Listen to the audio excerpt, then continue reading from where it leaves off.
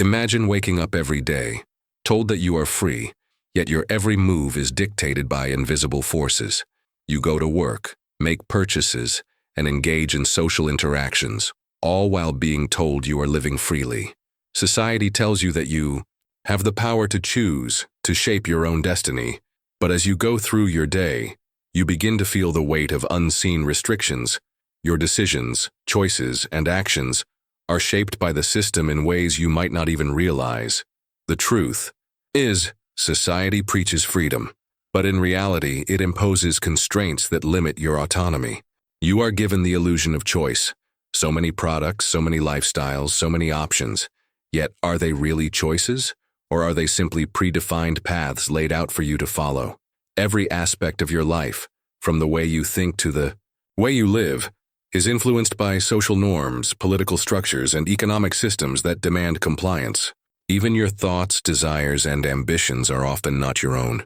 They are the result of years of conditioning, cultural pressure, and subtle manipulation. What does it truly mean to be free?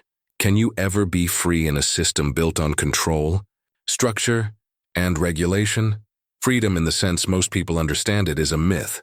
The systems we live in, political, economic, and social, present themselves as vehicles for freedom. But when you dig deeper, you realize that these systems are not liberating. They are suffocating. They create an environment where your thoughts, choices, and desires are no longer yours, but instead are governed by the interests of a larger, more powerful force. This is the paradox we face every day. We are told we are free, yet in every corner of our lives we are subtly coerced, controlled, and manipulated. The modern system, far from freeing us, keeps us shackled in ways we may not even fully understand. And as long as we continue to buy into the illusion of freedom, we will remain imprisoned. The question is, how do we break free? While you may feel you have choices, jobs, products, lifestyles, how much of that is truly your own decision? It's easy to believe you're in control, that the world offers endless possibilities for you to explore, and that every decision you make is an expression of your freedom. But what if those choices aren't as independent as they seem?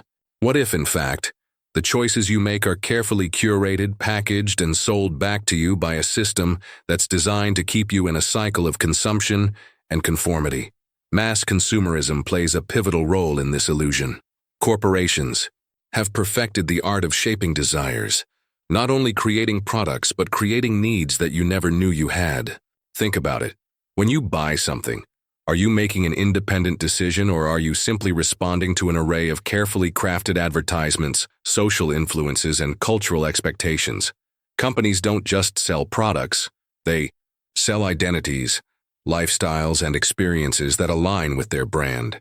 From the clothes you wear to the car you drive, your choices are often a reflection of the images and desires that have been carefully implanted in your mind, not an expression of your authentic needs. Consumerism thrives on this, constructing an environment where your autonomy is diluted, and what you believe to be a free choice is actually just the product of corporate control.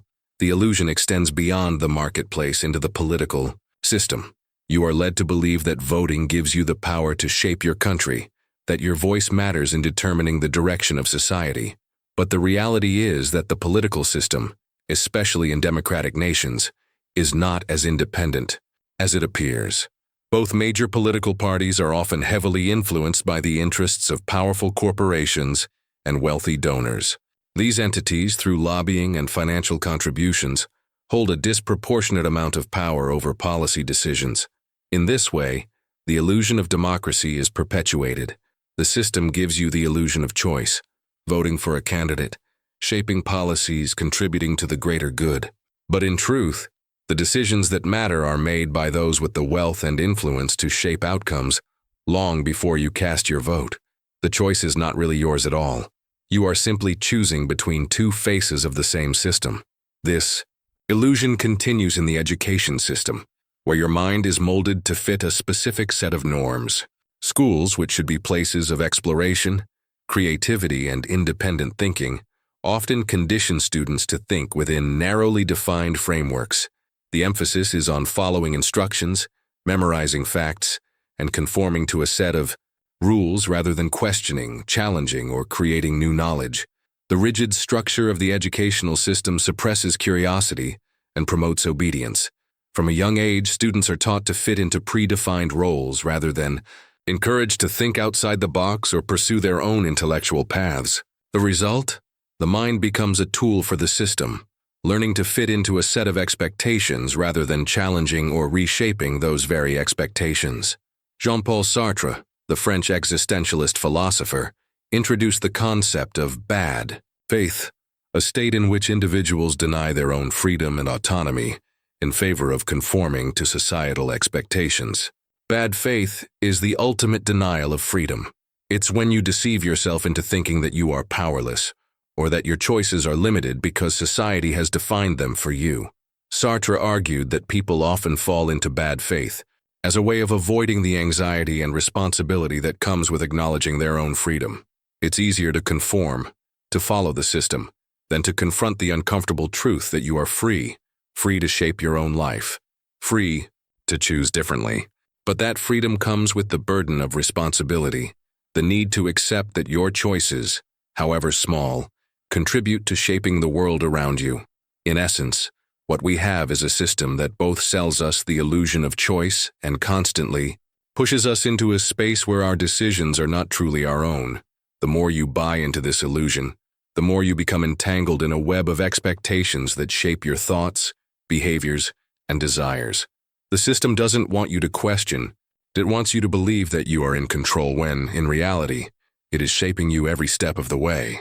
True freedom requires breaking free from these illusions, from recognizing that what we perceive as choices are often not ours to make, but are products of external forces we have yet to fully confront. Freedom of thought is often considered the cornerstone of personal autonomy. It is what gives us the ability to shape our own ideas, create our own path, and live in a way that is authentic to who we are. But the question remains, how free is your mind really? Are the thoughts you hold truly your own, or are they merely a product of social forces that have shaped them over time? When we think we are making decisions based on independent thought, how much of that is influenced by the invisible hand of societal conditioning?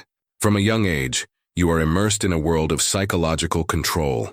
Social conditioning shapes your thoughts, behaviors, and desires in subtle yet powerful ways. It begins in childhood, where you are taught what is acceptable, what is valuable, and what is worthy of pursuit. The people around you, your family, your teachers, your peers, reinforce these ideas, creating a mental framework that directs your decisions and preferences. You are taught to conform to societal norms, how to dress, how to speak, how to behave. These guidelines are not always explicitly stated, but are reinforced through constant interaction with the world around you. The result is that over time, your thoughts are no longer entirely your own. They are influenced by external forces that have shaped your understanding of who you are and what you should strive for. This psychological conditioning doesn't stop with childhood. As you grow older, the pressure to conform continues, especially in adulthood. The societal expectations surrounding success, appearance, relationships, and achievement are pervasive and hard to ignore. These expectations are reinforced by the media, advertising, and cultural narratives that dictate what it means to live a successful or happy life. But here lies the catch. The system is not designed for your true happiness or well-being. It is designed for your compliance. It is designed to maintain the status quo, to keep you striving for goals that serve the system, not necessarily your authentic desires. This is where cognitive dissonance comes into play. Cognitive dissonance is the uncomfortable tension that arises when reality doesn't align with the beliefs you hold. In this case, the reality is that the system you live in imposes restrictions on your freedom of thought and behavior. Yet you are constantly told that you are free, that you have the ability to choose, that your thoughts are your own. The conflict between the illusion of freedom and the reality of control creates a mental discomfort. Deep down, you might know that the choices you make are not as independent as you like to believe, but rather than confront this uncomfortable truth, you rationalize it. You convince yourself that the system is fair, that you are free to make your own decisions, that your success is determined by your hard work and choices, not by the influences of external forces. This dissonance is uncomfortable, but it allows you to continue functioning within the system without questioning its legitimacy. Peer pressure and social media only exacerbate this dissonance. In today's digital age, social media serves as a powerful tool for shaping behavior. It presents a curated, idealized version of reality, images of perfect lives, flawless bodies, and constant success. The desire for social validation is built into the very fabric of these platforms. Each like, share, or comment acts as a reward, reinforcing the behaviors and values that align with the collective mindset. On social media, you are constantly exposed to the opinions and lifestyles of others, and this shapes your own desires, making you feel as if you must conform to these ideals to be accepted. The pressure to perform, to present an image of yourself that fits within the narrow confines of societal expectations, can be overwhelming. Social media is not just a platform for self-expression. It is a space where conformity is encouraged and rewarded, and where individuality can be suppressed in favor of the collective ideal. The influence of social media is a powerful form of social conditioning, shaping not only what you desire but also how you think. The constant comparison to others, the pursuit of external validation, and the need to conform to trends all contribute to the creation of a collective mindset that controls individuals in ways they may not even be aware of. The more you immerse yourself in this world, the more your thoughts and behaviors are shaped by the external forces at play. The line between self-expression and conformity becomes increasingly blurred, and you begin to lose sight of your true desires, motivations, and sense of identity. Friedrich Nietzsche's concept of the herd mentality sheds light on the broader societal implications of this dynamic. Nietzsche argued that the masses, driven by a desire for security and approval, willingly abandon their individuality in favor of conformity. The herd follows established norms and values, believing that safety and happiness lie in blending in with the collective. The herd mentality keeps people from challenging the status quo, from questioning the systems that govern their lives. Those who dare to think differently, to stand apart from the herd, are often ostracized or marginalized. Nietzsche saw this as a form of self-imposed slavery, a voluntary surrender of freedom in exchange for the comfort of belonging. In a society where individuality is seen as a threat to order, it is far easier to suppress independent thought and follow the herd. The result is a society that thrives on conformity, where the majority of individuals remain unaware of their own lack of freedom. The system encourages you to fit into a mold that benefits the collective, but it does so at the expense of your individuality.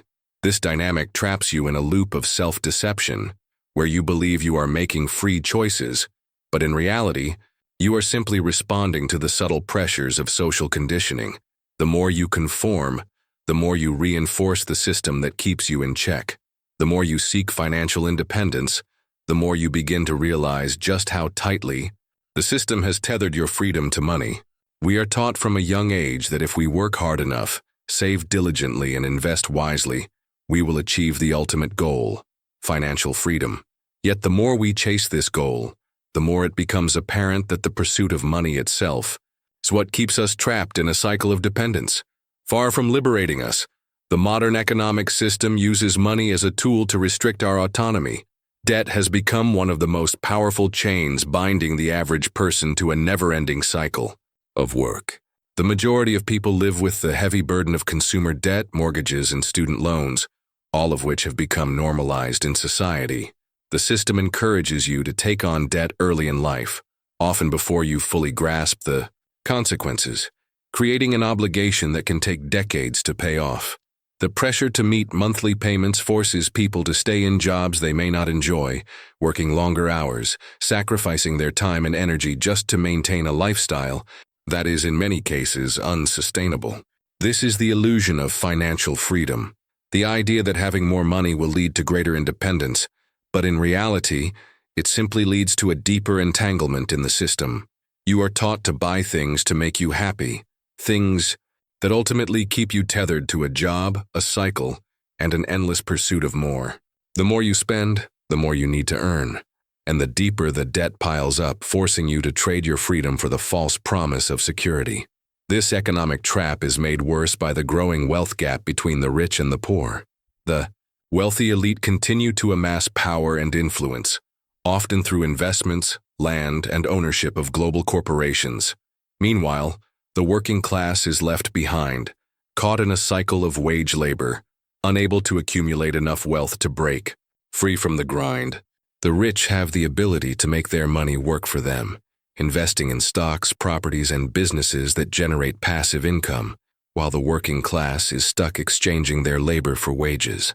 This creates a new form of modern serfdom, where the working class is no longer bound by physical chains, but by the economic chains of debt and necessity. The rich can afford to live in luxury, insulated from the stresses of day-to-day survival, while the rest are forced to work long hours just to stay afloat. Despite technological advancements that have changed the landscape of work, the vast majority of people still find themselves trapped in jobs they dislike, doing work that is disconnected from their true passions or values.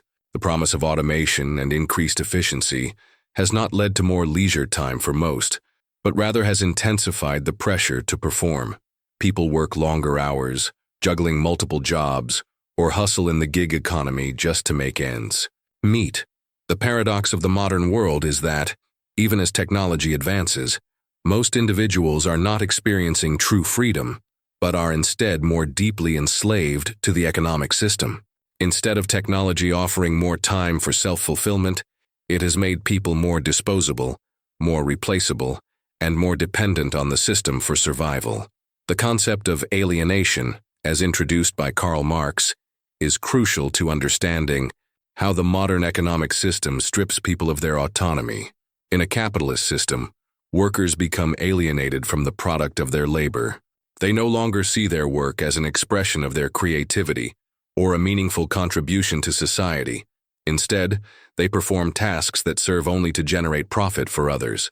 This alienation creates a profound disconnect between the worker and their sense of self. Work becomes something that is done out of necessity, not out of passion or fulfillment. Over time, this process of alienation erodes the worker's sense of agency, reducing them to a cog in the machine, simply going through the motions without ever stopping to question why they are doing it in the first place. Marx argued that this alienation is not just a byproduct of the economic system, but a fundamental feature of it. Capitalism thrives on this alienation because it keeps workers disconnected from the fruits of their labor, and, more importantly, from their own humanity. When work is no longer about self-expression or personal growth, but simply about surviving, the soul of the worker is lost. The very nature of work becomes an oppressive force, and the promise of financial freedom becomes a distant fantasy that only the wealthy elite can truly achieve. In this system, true autonomy becomes nearly impossible to attain. The very structure of the economy relies on maintaining a system where most individuals are dependent on wages, debt, and the constant cycle of consumption. While some may climb the ladder to financial success, the vast majority are left behind, trapped in a system that demands their labor without offering the freedom to choose how they live. The more you chase after wealth, the more you realize that it's not about money, it's about freedom. And in a world built on financial dependence, freedom is a commodity that only a select few can afford. Freedom implies privacy, yet the modern world is built on a constant flow of information, surveillance, and control. We are told that we live in a time of unparalleled freedom, with access to information at our fingertips, the ability to communicate with anyone at any moment, and the power to create and share content online. However, beneath this surface of convenience lies a darker truth. The more we embrace technology and convenience, the more we expose ourselves to surveillance and control. As we become more connected, we are also becoming more watched, more monitored, and more controlled. The question is not whether you are being watched, it's how deeply this surveillance affects your autonomy and freedom. Governments, corporations, and even social media platforms have access to vast amounts of personal data, and with this information comes the ability to shape and influence behavior in ways that were once unimaginable. Surveillance has become an integral part of the modern system, where your every move, online and offline, is tracked and analyzed. This reality, which once felt like something out of a dystopian novel, is now ingrained in everyday life. Every online search, every social media post, every purchase you make, is recorded and analyzed to build a profile of who you are, what you like, and what you will likely do next. What began as a tool to improve convenience and efficiency has become a mechanism of control, used not just for marketing purposes, but for social and political manipulation. The increase in government surveillance is particularly disturbing. Governments worldwide have adopted surveillance measures, claiming they are necessary for security and national protection. Yet this has led to an erosion of privacy, where individuals are increasingly monitored by both government agencies and private companies. In many countries, surveillance is not just limited to public spaces. It extends to private communications, internet activity, and even facial recognition technology. This trend has created a society where there is no longer such thing as absolute privacy. Your every move, every conversation, and even your thoughts can be tracked. The promise of freedom through access to information has been twisted into a tool of oppression, where freedom of expression and personal privacy are sacrificed in the name of security. Moreover, corporations have mastered the art of data collection, turning your personal information into a commodity. Social media platforms, which promise to connect you with others, also collect a staggering amount of personal data in exchange for access to their services. This data is not just used to tailor ads to your preferences. It is sold to other companies, shared with governments, and used to influence your behavior, subtly nudging you toward decisions you may not even realize you're making. This is the dark side of the technology that promises convenience and freedom. It has become a tool for totalitarian control, ensuring that your decisions are never truly your own. The fear factor plays a significant role in maintaining control. We live in a world where fear of consequences keeps us in line, preventing us from acting outside the prescribed norms. Whether it's fear of legal repercussions, social ostracism, or economic penalties, fear is used as a mechanism to keep people obedient. The fear of losing a job, of facing financial hardship, of being socially excluded, or of being criminalized for speaking out, all serve to suppress dissent. The system relies on this fear to prevent people from questioning it or breaking free from its constraints. Social media serves as a double-edged sword. It provides a platform for expression, but it also creates an environment where fear of judgment and the pressure to conform are magnified. The constant need for approval, likes, and validation can lead to self-censorship, where individuals are afraid to express themselves authentically out of fear of being ridiculed or ostracized. It's not just about fitting in. It's about surviving in a system that punishes those who step out of line. This constant cycle of surveillance and fear creates a society where self-regulation becomes the norm. People begin to censor themselves, even in the absence of direct surveillance, because they know the system is watching. This leads to a surrender of personal autonomy, as individuals internalize the rules of the system and begin to monitor their own behavior without the need for external enforcement.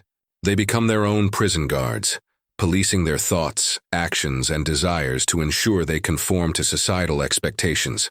Technology, once hailed as the tool that would free us, has become an instrument of control.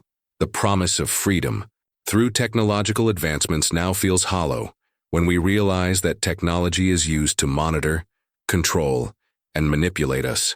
The more interconnected we become, the more vulnerable we are to surveillance and manipulation. From smartphones that track our movements to social media platforms that harvest our personal data, technology has created a world where privacy is no longer guaranteed, and freedom is constantly under threat. This brings us to Michel Foucault's concept of the panopticon, a metaphor for modern society's system of control. The panopticon was a design for a prison where a central watchtower could observe all prisoners at once, without them knowing whether or not they were being watched. The key idea behind the panopticon is that when individuals know they might be watched at any moment, they begin to self-regulate their behavior. Foucault argued that modern society has evolved into a panopticon, where we are constantly aware that we might be watched, not just by authorities but by peers, corporations, and even ourselves. This constant surveillance creates a state of internalized control where individuals regulate their own behavior, often without conscious awareness. In Foucault's view, freedom is limited not by external forces, but by the way we internalize control and self-censorship. The modern system, with its surveillance, fear, and technology, keeps us from being truly free.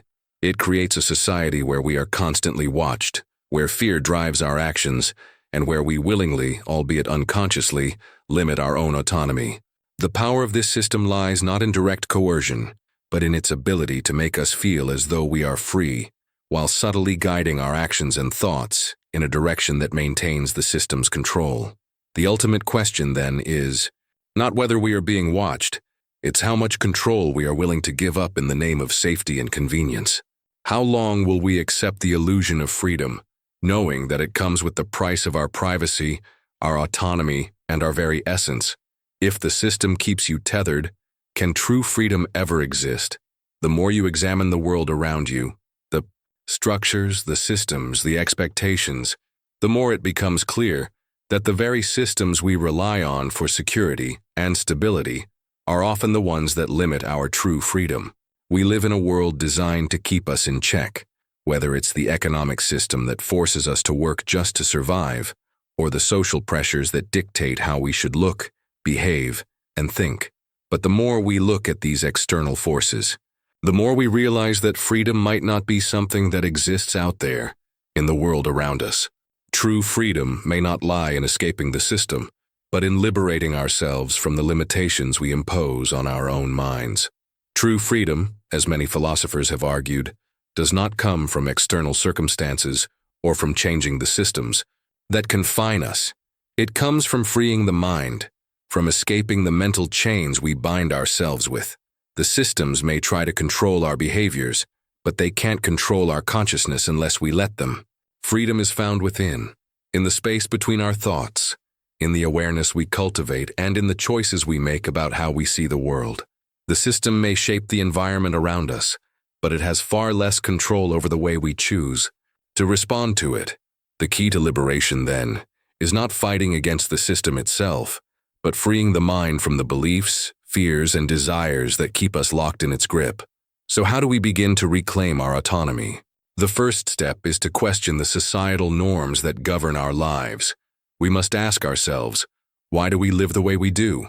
Why do we follow the rules and expectations that society has set for us? From an early age, we are conditioned to believe that success means following a prescribed path. Go to school, get a job, buy a house, have a family. But do these ideals reflect our true desires? Or are they simply societal expectations that we have internalized over time? One of the most important practical steps to reclaim autonomy is to reduce our dependence on consumerism.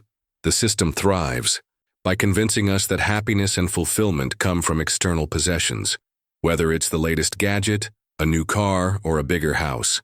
The more we buy into this narrative, the more we become trapped in a cycle of consumption, never truly content, always seeking the next thing. Reclaiming autonomy means stepping back and questioning the role that consumerism plays in our lives. It means recognizing that material possessions do not equate to fulfillment, and that true happiness cannot be bought. By shifting our focus from external validation to internal contentment, we can begin to regain control over our lives. Another key step is reclaiming personal time. In today's fast-paced world, we are constantly bombarded by distractions. Work, social media, entertainment, and more. It can feel like there's never enough time for ourselves. But to break free, we must reclaim our time. This means taking control of how we spend our days and learning to prioritize what truly matters. It means saying no to obligations that don't serve our well-being and making room for the things that nourish our souls, whether that's creativity, self-reflection, or meaningful relationships. To break free from the system's control, we must also embrace living authentically. This involves rejecting the ideals that society imposes on us and choosing instead to live according to our own values, desires, and truths. It means embracing discomfort, because living authentically often means going against the grain. It's about making choices that might seem unconventional or uncomfortable, but that bring us closer to the essence of who we are. It's about pursuing goals and dreams that resonate with us personally, rather than those that are dictated by societal pressures. Living authentically requires a deep commitment to self-awareness and courage. It's easy to conform to the standards set by others, to play it safe and do what's expected. But true freedom comes when you have the courage to step outside the prescribed path, to question what you've been told, and to pursue what truly brings you joy. The discomfort that comes with authenticity is not something to be feared.